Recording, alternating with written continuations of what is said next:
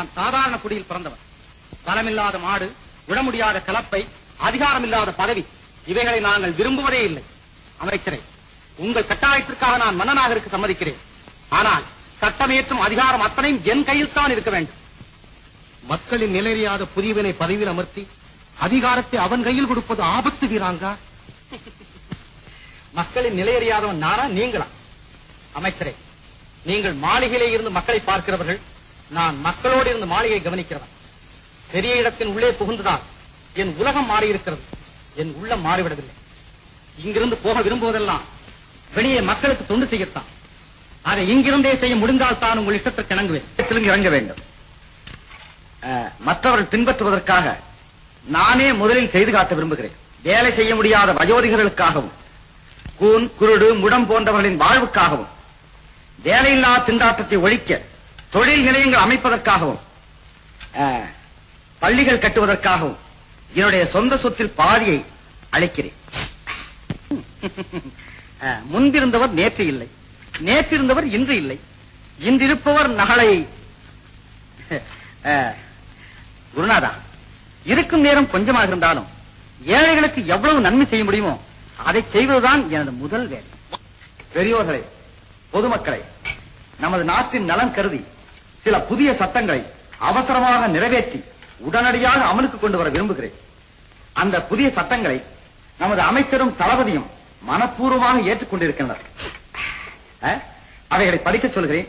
உங்கள் விருப்பையோ வெறுப்பையோ பயமின்றி தெரிவிக்கலாம். படியுங்கள். உழுபவனுக்கு நிலம் உரிமையாக்கப்படுகிறது. உரிமைக்காரருக்கு நஷ்ட ஈடு நிலத்தின் வருமானத்தின் 1/4 பங்கு. என்ன அநியாயம்! விளைச்சல் காலத்தில் நிலவரி விளைச்சலில் 1/6 பங்கு. 2 ஆண்டுகள் தொடர்ந்து விளையாமல் போனால் குடும்பத்தின் தேவைக்கேற்ற மானியம் வழங்கப்படும். பெரிய மாளிகைகளில் சிறு எண்ணிக்கை கொண்ட குடும்பங்கள் வாழ்வது கூடாது. ஒரு பகுதி அவர்களுக்கு போக மீதி பகுதியில் குடிசை வாழ்வோரை கொண்டு வைக்கப்படும். குடிசைகளை என்ன செய்வது? தேவையில்லாத காரணத்தால் குடிசைகள் கொளுத்தப்படும். தொழிலில் முதலீடு செய்பவர்களுக்கு லாபத்தில் 10% மற்றவை தொழிலாளர்களுக்கும் பிரித்து தரப்பட வேண்டும். அப்படி என்றால் பணக்காரர்களே இருக்க மாட்டார்கள். தவறு. பணக்காரர்கள் இருப்பார்கள், ஏழைகள் இருக்க மாட்டார்கள். 5 வயது ஆன உடனேயே குழந்தைகளை கட்டாயமாக பள்ளியில் சேர்த்து விட வேண்டும். தவறினால் பெற்றோர்களுக்கு தண்டனை உண்டு. வசதி இல்லாத பெற்றோர்களை என்ன செய்வது? அவசரப்படாதீர்கள். பள்ளி படிப்பு முடிந்து தொழிலில் ஈடுபடும் வரை மாணவர்களை பராமரிக்கும் பொறுப்பை அரசாங்கம் ஏற்றுக்கொள்கிறது. பொக்கிஷம் காலி. மக்களிடமிருந்து பெற்ற வரிப்பணத்தை மக்களுக்காக செலவிடுகிறோம்.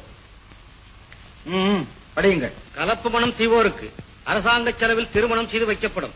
கலப்பு மனத்தில் பிறக்கும் குழந்தைகளுக்கு அரசாங்க உத்தியோகத்தில் முதல் சலுகை அளிக்கப்படும். பிச்சை எடுப்பதும் குற்றம், பிச்சை இடுவதும் குற்றம். விவசாயிகள் குடும்பம் ஒவ்வொன்றிற்கும் 1 வீடு, 5 காணி நிலம், 2 காளைகள், 4 கோட்டை விதைகள், 1 கலப்பை தரப்படும். விவசாயிகளையே பார்க்கிறார் மன்னர்.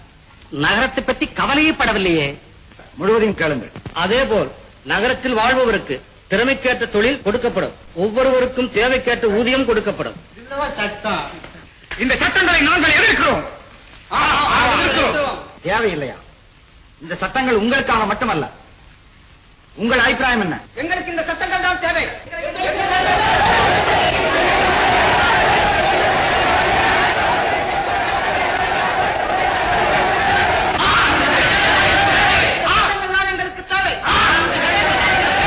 பார்த்தீர்களா?